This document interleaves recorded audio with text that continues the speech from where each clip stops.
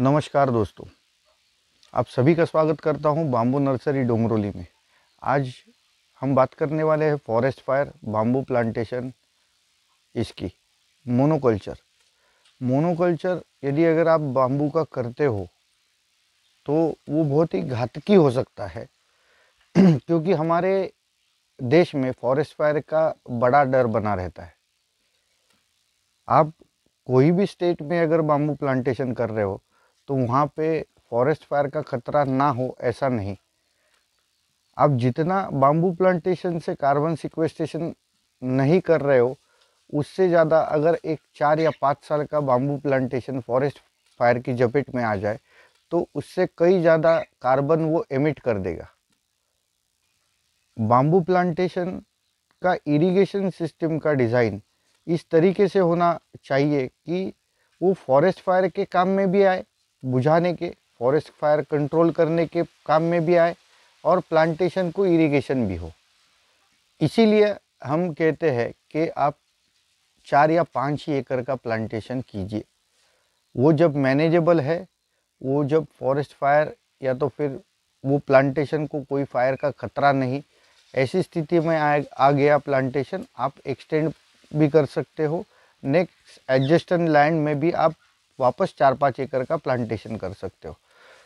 पर ये करते हुए ख्याल ये रखना है, यदि अगर हम 5 एकड़ का प्लांटेशन अगर फायर के खतरे से बाहर नहीं रख सकते तो हमको इससे ज़्यादा प्लांटेशन करने का कोई हक नहीं, क्योंकि वो एक ही टाइम पे पूरा फॉरेस्ट फायर की चपेट में आ जाएगा। फॉरेस्ट फायर होते ही क्यों है? फॉरेस्ट फायर इसीलिए हो रहा है क्योंकि ड्राइनेस है। ड्राइनेस की वजह से ज़्यादा लीफ लिटर हो रहा है। ज़्यादा लीफ लिटर होने की वजह से वहाँ पे विंड वेलोसिटी फ्रिक्शन क्रिएट कर देती है ड्राइड लीफ लिटर में और फायर जनरेट हो जाता है। अब ऐसे फायर को रोकने के लिए हमारे पास कोई यंत्रणा नहीं, हमारे पास कोई सरकारी यंत्रणा नहीं। कहने के लिए तो एनडीआरएफ स्थापन कर दिया गया है, पर एनडीआरएफ हर एक डिस्ट्रिक्ट में उतना एक्टिव नहीं रहा है,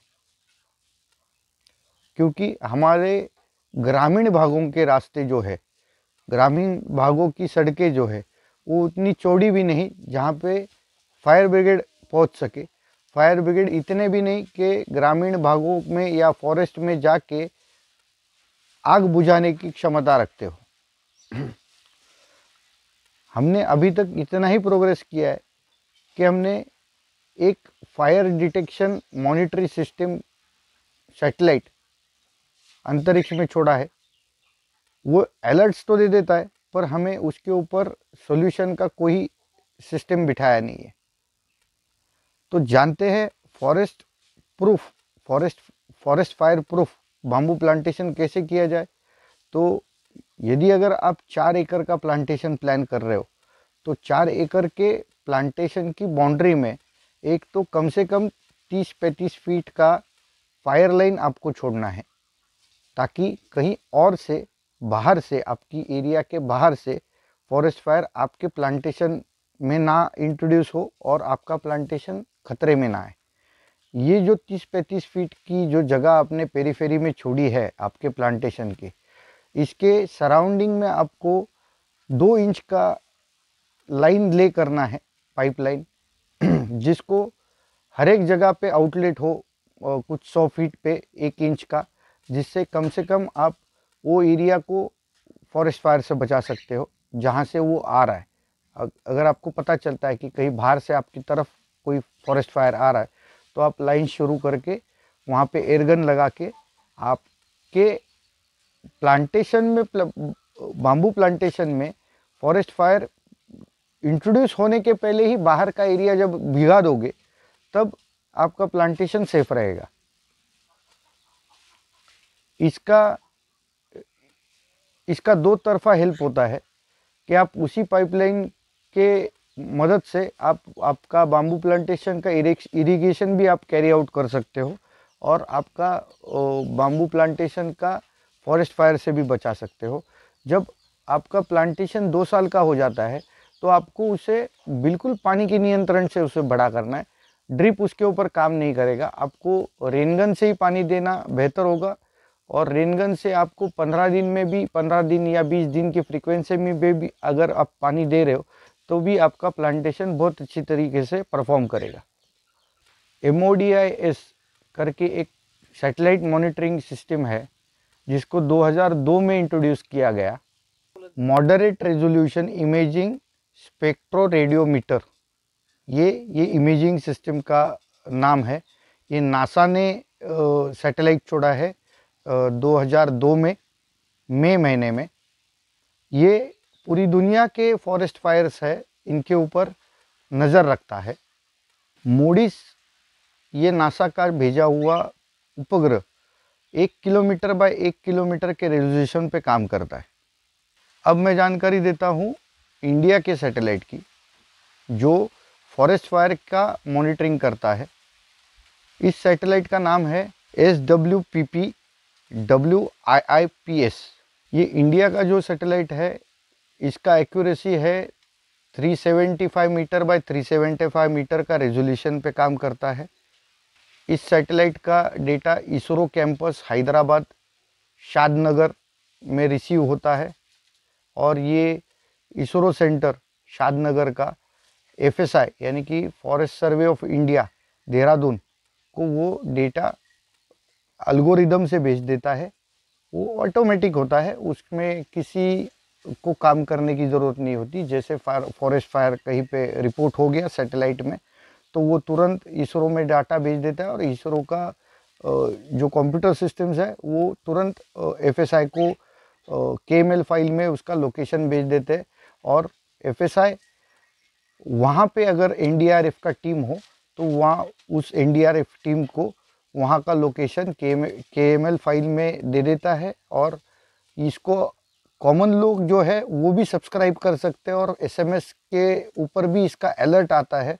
इसको सब्सक्राइब करना पड़ता है। मैं डिस्क्रिप्शन में आपको लिंक दूंगा कि फॉरेस्ट फायर का अलर्ट्स आप कैसे पा सकते हो। मोडिस ये सिस्टम ने 2019-2020 में 1120 फॉरेस्ट फायर्स रिपोर्ट किए हैं। ये MODIS मूडीज जो है ये नासा का सैटेलाइट है, और जैसे मैंने कहा कि इंडिया का भी सैटेलाइट है SWPP WIIRS। इस सैटेलाइट ने रिपोर्ट किए हुए 2019 और 20 के जो फॉरेस्ट फायर्स है वो 4297 फॉरेस्ट फायर्स के हॉटस्पॉट इस सैटेलाइट ने फाइंड आउट किए, सिर्फ महाराष्ट्र रीजन में। पूरे स्टेट वाइज का डेटा FSI की वेबसाइट पे उपलब्ध है। मैं आपको डिस्क्रिप्शन में इसका लिंक दूंगा जिससे आप आपके स्टेट के भी फॉरेस्ट फायर के हॉटस्पॉट्स पता कर सकते हैं कि कितने हैं। अगर आपके बाम्बू प्लांटेशन में अगर फॉरेस्ट लाइन्स ठीक से नहीं किए गए हैं और उनको मेंटेन भी नहीं किया जा रहा है तो आपका फॉरेस्ट फायर के लिए बाम्बू का प्लांटेशन बहुत ही ससेप्टेबल होता है, और उसमें बहुत ही फॉरेस्ट फायर लगने के चांसेस होते हैं कि पूरी मेहनत के ऊपर पानी आ सकता है। मास प्लांटेशंस बाम्बू के ना करें, इसी में किसानों का हित है। 4 से 5 एकड़ करते हैं तो बहुत है। इसमें भी अगर आप क्वालिटी प्लांटिंग मटेरियल यूज़ कर रहे हो जिसका कंसिस्टेंट डायमीटर है तो आपको अच्छा से अच्छा दाम देगा। टिश्यू कल्चर के पौधे जो हाल ही में फ्लोरिंग जिसका रिपोर्ट हो रहा है और जो कंसिस्टेंट डायमीटर तो छोड़ो, सीधा आने की भी क्षमता नहीं रखते, ऐसा बाम्बू आपको वजन का ही रेट दिला सकता है। आपको टिश्यू कल्चर वाला बाम्बू कभी अच्छे दिन नहीं दिखा पाएगा। टिश्यू कल्चर में यही होते आ रहा है कि आप मोनोकल्चर को ही प्रमोट कर रहे हो। यदि अगर आप सिलेक्टिव प्लांटिंग मटेरियल लेते हो तो आप जैसे अपने ऑलिवेरी का ले लिया, ब्रांडिसी का ले लिया, जाइजेंसियस ले लिया, थोड़ा टुल्डा लगाया, लॉन्जिस पैथस लगाया, तो इन सब बाम्बू के जो डिस्टेंसेस है वो वेरी करते हैं एक दूसरे से। यानी कि अगर जब जाइजेंसियस लगा रहे हो तो आपको उसके बीच में 25 फीट का डिस्टेंस छोड़ना चाहिए। यानी वो बिग स्पीशीज़ है तो वो 25 फीट में चली गई। 40 फीट का अगर बाम्बू लगा रहे हो जिसको ब्रांचिंग कम है तो आप उसको लॉन्जिस्पेथस जैसी वैरायटी को आप 10 फीट के ऊपर लगा सकते हो, क्योंकि ब्रांचिंग नहीं है। यदि अगर आपने स्ट्रिक्टस 10 फीट पे लगाया तो आप स्ट्रिक्टस को नहीं निकाल पाओगे। तो आपको ये भी एनालाइज करना आना चाहिए कि आपके खेत का पर स्क्वायर फीट प्रोडक्टिविटी कौन से बाम्बू दे पा रहा है। 50 रुपये वाला जो पौधा स्ट्रिक्टस का है वो आपको पर स्क्वायर फीट प्रोडक्टिविटी कभी नहीं निकाल के देगा, क्योंकि उसका मेन प्लांटेशन ही होगा। उसको मिनिमम रिक्वायर्ड डिस्टेंस उसका 20 फीट जाता है, 15 बाय 20 फीट। तो इसमें आपका ज़्यादा जगह में कम पौधे लगने। तो कम जगह में ज़्यादा पौधे कौन से लग सकते हैं? जिसको ब्रांचेस कम है, जो सीधे आते हैं। अब ऐसे अगर स्ट्रिक्टस का डायमीटर देखा जाए तो 2 और 2.4 इंच, इससे ज़्यादा स्ट्रिक्टस नहीं जाता। लॉन्जिस्पेथस देखोगे तो वो 3 इंच तक देखा गया है, 3-3.5 इंच तक का भी लॉन्जिस्पेथस मिलता है। पर लॉन्जिस्पेथस का प्लांटेशन करते हो तो आपका प्लांटेशन जाएगा सिर्फ 12 बाय 15, 12 बाय 10 फीट पे। और यदि अगर आप इसका डिस्टेंस बढ़ा देते हो, 25 बाय 25 पे कर देते हो, तो ज़्यादा सनलाइट मिलता है, वो ज़्यादा स्प्रेड होने लगता है। अब 10 बाय 10 का 10 बाय 12 के प्लांटेशन में ये भी देखा गया है कि लीफ फॉल कम होता है, और 25 बाय 25 में लीफ फॉल ज़्यादा होता है, क्योंकि नंबर ऑफ लीव्स भी ज़्यादा है और उसका क्लोरोफिल बनाने का जो क्षमता है वो ज़्यादा है, क्योंकि ज़्यादा शूट्स है। ज़्यादा शूट्स है तो डायमीटर किसी का नहीं है, और कम शूट्स है तो डायमीटर सभी को प्राप्त हुआ है और अच्छी कंसिस्टेंसी में बाम्बू बढ़ा है। हमारे खेत पे ये दोनों भी तरीके से, जो 25 बाय 25 और 10 बाय 12 फीट के ऊपर जो प्लांटेशन किया है, ये आपको डेमो देखने मिलेगा। ये सब ट्रायल्स हम कर चुके हैं इससे पहले। तो ये जो लोग कहते हैं कि 10 फीट पे लगाओ या तो हाई डेंसिटी कर दो, 200-2000 बाम्बू डाल दो 1 एकड़ में, ये कभी सक्सेसफुल नहीं होने वाला, क्योंकि वो बाम्बू को रूट जोन फैलाने के लिए उसको जगह ही नहीं मिलती, और जगह नहीं मिलती, ज़्यादा से ज़्यादा शूट्स प्रोड्यूस कर देता है, ज़्यादा से ज़्यादा शूट्स, ब्रांचेस और लीव्स प्रोड्यूस कर देते हैं। पानी की कमतरता होती है तो लीफ शेड कर देता है। ऐसे प्लांटेशंस फॉरेस्ट फायर के लिए बहुत ही ससेप्टेबल है। यहाँ पे हमेशा फॉरेस्ट फायर का डर बना रहता है। तो मेरी आपसे सभी से रिक्वेस्ट है, यदि अगर आप बाम्बू प्लांटेशन प्लान भी कर रहे हो तो थोड़ा सोच समझ के कीजिए। ज़्यादा स्पीसीज एक जगह में, कम जगह में मत डालिए। बाम्बू प्लांटेशन करना है 20-25 एकड़, 50 एकड़, 100 एकड़ के ख्वाब ना देखे, ये सक्सेसफुल नहीं होगा। थोड़ा थोड़ा क्वांटिटी में करोगे, 5 एकड़, 10 एकड़, 2 एकड़, तो मैनेज हो सकता है। इससे ज़्यादा बाम्बू प्लांटेशन करोगे तो उसमें पूरा लॉस होने का डर है। बाम्बू प्लांटेशन को आज तक इंश्योरेंस के अंडर कवर नहीं किया गया है। यदि अगर आप बाम्बू प्लांटेशन कर रहे हो तो आपका प्लांटेशन अभी तक एश्योर्ड नहीं है। यदि अगर आप फॉरेस्ट फायर में आपका बाम्बू प्लांटेशन आ जाता है तो आपको कुछ नहीं मिलना उसका। तो ये सब डर बना है, इसीलिए हम लोग ये प्रमोट कर रहे हैं कि कम से कम आपको एक तो मोनोकल्चर नहीं करना है, और आपको बहुत बड़े स्केल पे प्लांटेशन नहीं करना है। बहुत बड़े स्केल के प्लांटेशन के एक तो फॉरेस्ट फायर का भी डर है, और अगले एपिसोड में बताऊंगा कि जहाँ पे बहुत ज़्यादा प्लांटेशन होगा तो वहाँ पे फ्लैश फ्लड की कैसी संभावनाएं हो सकती है, इसके बारे में हम अगले एपिसोड में बात करेंगे। धन्यवाद।